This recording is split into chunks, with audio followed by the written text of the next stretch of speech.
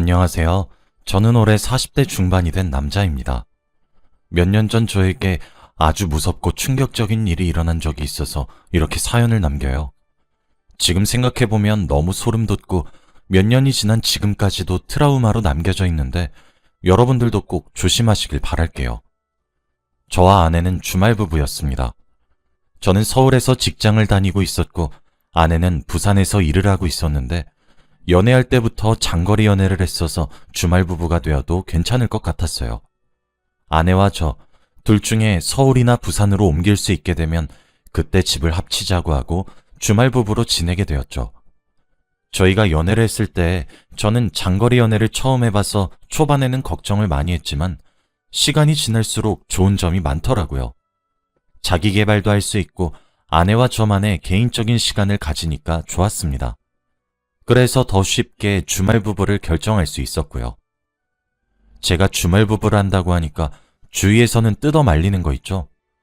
몸이 멀어지면 마음도 멀어진다고 하면서 장거리 연애는 괜찮지만 주말 부부는 힘들 거라고 차라리 다른 여자 만나라고 하더라고요.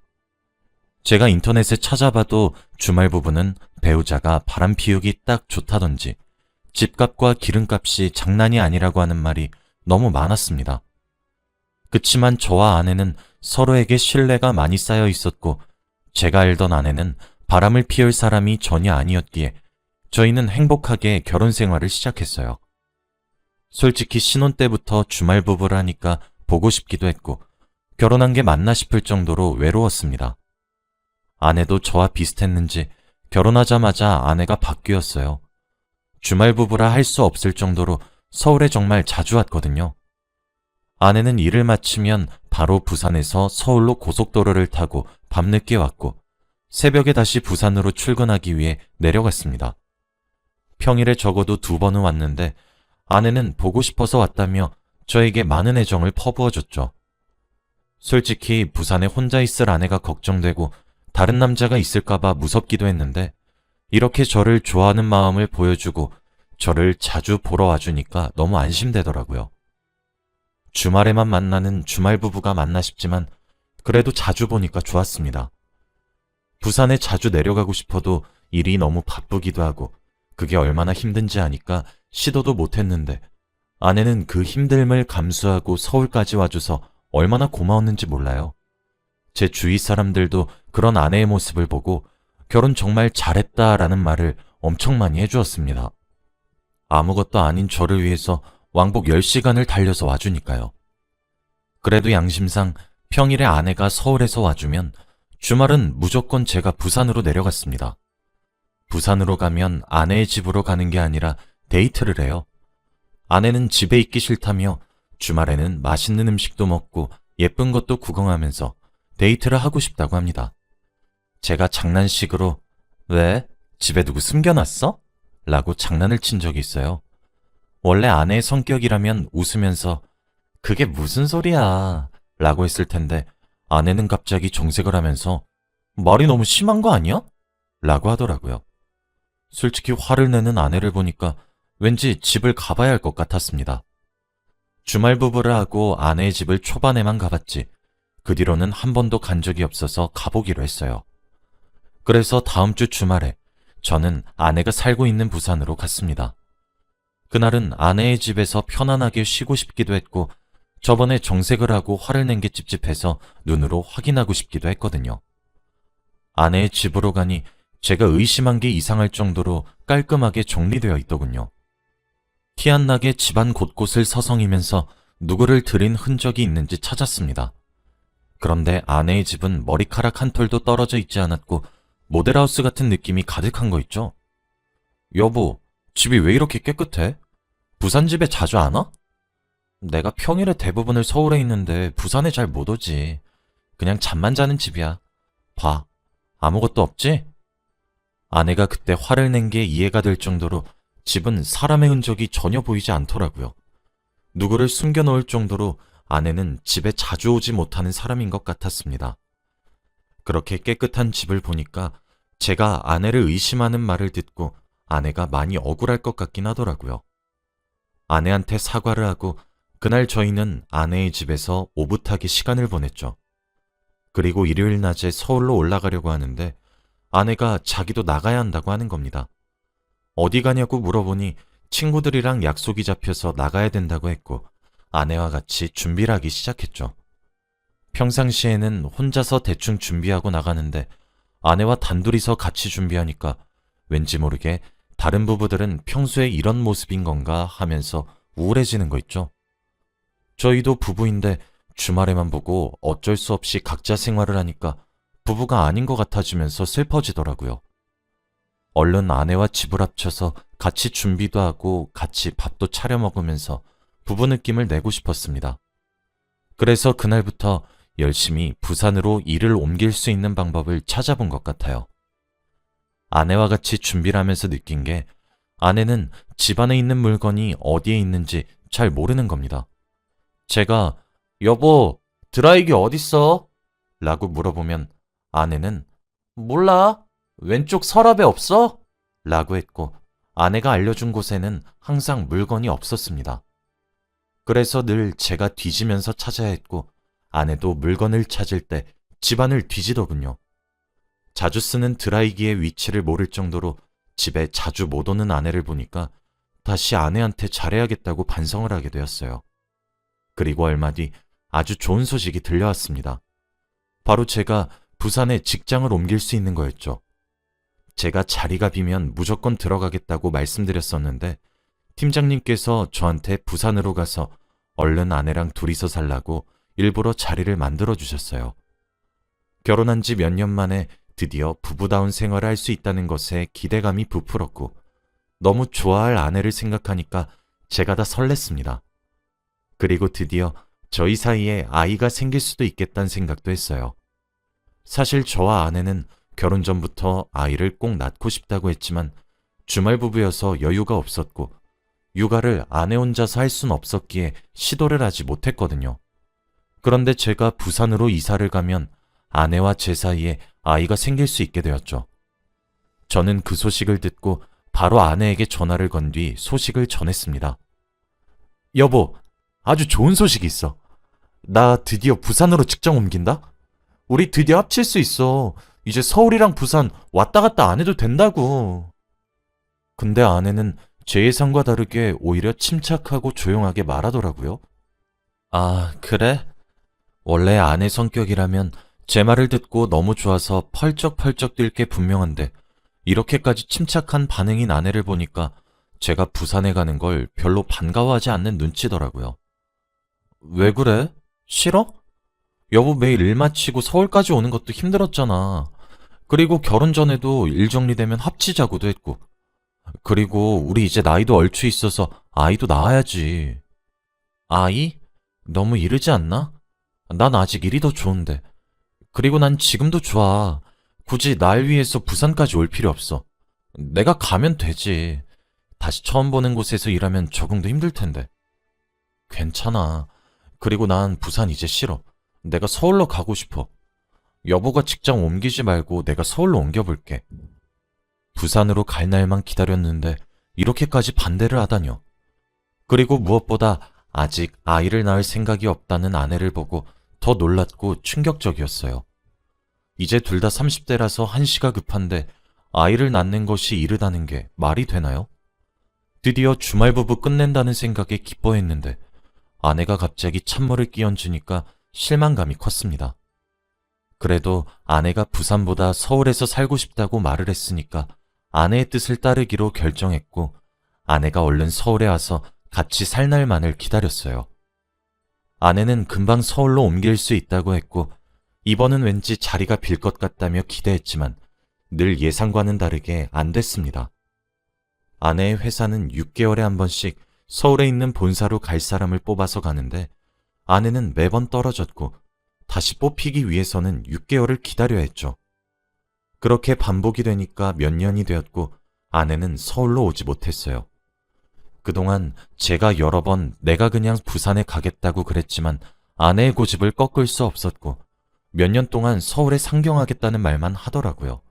시간이 지날수록 아이를 낳는 것은 포기했고 아내가 평일에도 저희 집에 오는 횟수도 줄어들었습니다. 그래도 주말에는 서로 데이트는 했지만 예전만큼의 뜨거움은 없었죠. 사랑이 식어가는 느낌과는 별개로 다른 주말 부부들처럼 정석대로 결혼 생활을 이어나간 거죠.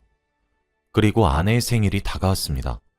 원래는 생일날이 평일이면 못 만나거나 생일 전 주말에 만나서 미리 생일 파티를 했는데 이번은 아내의 생일이 다행히도 주말이었어요. 그래서 생일 맞이할 겸 오랜만에 서울에서 데이트를 하기로 했죠. 예전과 달라진 저희 사이를 조금이나마 변화를 주기 위해서 열심히 아내의 생일 선물도 골랐고 서프라이즈를 하기로 했어요. 아내한테 일이 바빠서 주말에도 회사에 가는데 저녁에 집에 도착할 것 같으니 먼저 서울에 있는 집에 가서 기다리고 있으라고 했어요. 아내는 많이 서운해했지만 그래도 어쩔 수 없으니 집에 먼저 가 있는다고 하더군요. 정말로 일이 많아서 주말에도 회사에 가긴 했지만 그래도 간단한 일이라서 낮에 집에 갔습니다. 아내가 오기 전에 장롱 속에 숨어서 아내를 놀래켜 주려고 했고 장롱 안에서 아내를 기다리고 있었죠. 아내가 오기 5분 전 장롱에 들어가서 숨었고 아내가 집에 들어올 때까지 기다렸습니다. 그런데 저는 그때 아주 충격적인 한 사람을 보게 되었어요. 옷장 문 사이로 침대 밑을 보는데 낯선 사람과 눈이 마주쳤거든요. 바로 제 침대 밑에 있었습니다. 저는 너무 기겁하고 놀라서 으악! 이라는 소리를 지르고 옷장에서 나와서 그 사람을 끌어냈어요. 한 젊은 남자였고 너무 무섭고 소름이 돋아서 아무 말도 할 수 없었죠. 우리 집에 있는 물건을 훔치려고 들어온 도둑인데 제가 낮에 집을 와버려서 탈출을 못하고 침대 밑으로 숨어버린 거라고 생각했어요. 저는 그 사람한테 화를 내면서 당신 뭐야? 왜 들어왔어? 라고 말을 했는데 그 사람은 아무 말도 하지 않더라고요. 아씨, 이 말만 반복했지 왜 우리 집에 들어왔고 왜 침대 밑에 있었는지 아무것도 말하지 않았죠.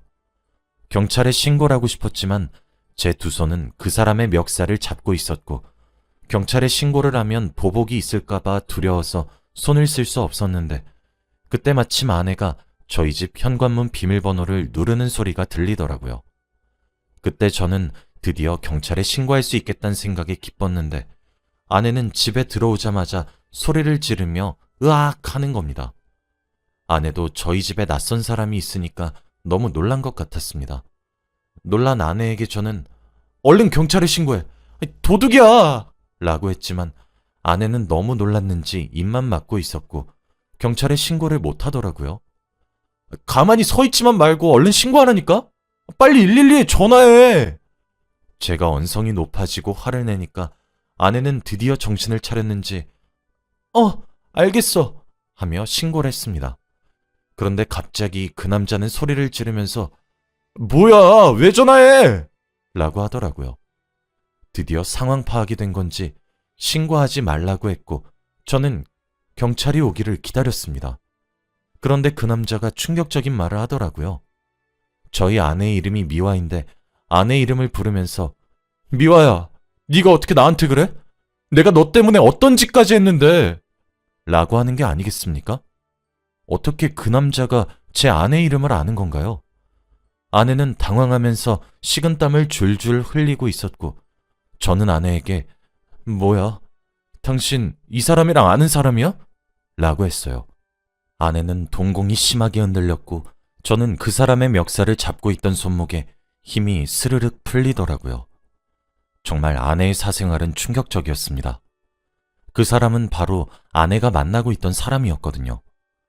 정말 어떻게 이런 일이 생길 수 있죠? 그것도 아내 생일날 말이죠. 그때 경찰이 들이닥쳤고 그 사람은 수갑을 채워진 채 경찰서로 갔습니다. 저는 상황 파악도 제대로 되지 않은 채로 벙쪄서 경찰서로 따라갔고 그 남자가 경찰에게 조사를 받는 과정에서 충격적인 사실을 하나 더 알았어요. 그 사람은 바로 아내의 전 남자친구였다는 사실을요. 그리고 더 대박인 사실은 바로 아내와 사귈 당시에 아내 대신 교도소를 갔다 왔대요. 아내가 운전하면서 사고를 냈는데 조수석에 타고 있던 그 남자가 아내 대신 감옥에 가주었다고 하더라고요. 어떻게 이런 일이 있을 수 있나요? 그 남자는 출소를 하고 아내와 다시 만났고 아내는 서울에서 그 사람을 만난 거였죠. 아내가 결혼 초에 서울에 평일에도 오고 자주 왔던 게 바로 그 사람 때문이었습니다. 아내는 저에게 나 그 사람 사랑 안 해. 그 사람은 나 대신 감옥 가준 게 양심상 걸려서 그래서 잠깐 만난 거였어. 정리하려고 했어. 라며 핑계를 대었고 저는 믿을 수 없었죠. 저 몰래 저희 집에서 자주 만난 모양입니다. 어떻게 침대 밑에 숨어 있을 수 있나요? 아내는 제가 늦게 온다는 말을 듣고 그 사람을 불렀고 그 남자는 아내가 아니라 제가 그 집에 들어오니까 너무 놀라서 침대 밑에 숨었다고 해요. 정말 믿기지 않는 상황입니다. 더 놀라운 건 또 한 가지 더 있었어요. 바로 아내는 이미 오래전에 서울에서 일을 하고 있었단 사실을요. 아내는 서울로 발령 난 지 오래되었고 부산에 있는 집도 서울로 이사를 했다고 합니다. 그래서 그 남자와 자주 만날 수 있었고 저는 뒷전이었던 거죠. 제가 늘 부산에 갈 때마다 친구 집을 빌려서 거짓말 친 거래요. 그래서 드라이기 위치도 모르고 그랬나 봅니다. 생각해보면 증거가 이렇게 많았는데 왜 저는 몰랐던 걸까요? 지금 봐도 제가 너무 한스럽고 바보 같아요. 너무 후회 중입니다. 한 번에 아내의 비밀을 알아버리니까 감당이 되지 않았고 화도 안 나는 거 있죠? 오히려 덤덤했고 자책만 했습니다. 아내는 이제 만천하에 자신의 비밀이 다 드러났으니 아무 말도 하지 못했고 멍하니 앉아 있더라고요. 경찰도 이런 사건은 처음이었다고 말을 했고 수사를 제대로 하기 시작했어요. 예전에 아내가 냈던 사고를 다시 재수사하기 시작했고 아내는 가중처벌까지 받으면서 감옥에 갈 수밖에 없었죠. 그 남자는 저에게 죄송하다고 사과를 했지만 저는 받아주지 않았습니다. 그 남자도 아내에게 배신당하고 화도 났겠지만 저 몰래 아내와 바람을 피우고 제 집에 함부로 들어온 건 잘못한 거니까요. 그 남자도 지금 생각해보면 왜 아내를 믿고 감옥에 대신 가졌는지 후회된다고 해요. 정말 그 사람은 감옥에서 몇 년 동안 있으면서 얼마나 힘들었을까요?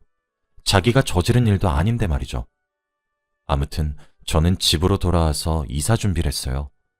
더 이상 그곳에서 못 살 것 같더라고요. 그리고 이사를 하면서 침대를 들여놓지 않았어요. 그때 옷장 속에서 침대 밑에서 그 남자와 눈이 마주친 게 트라우마로 남아서 침대 밑에 늘 누군가 있을 것 같거든요. 지금 생각해도 너무 충격적이고 소름이 돋았습니다. 결국 아내는 감옥에 갔어요.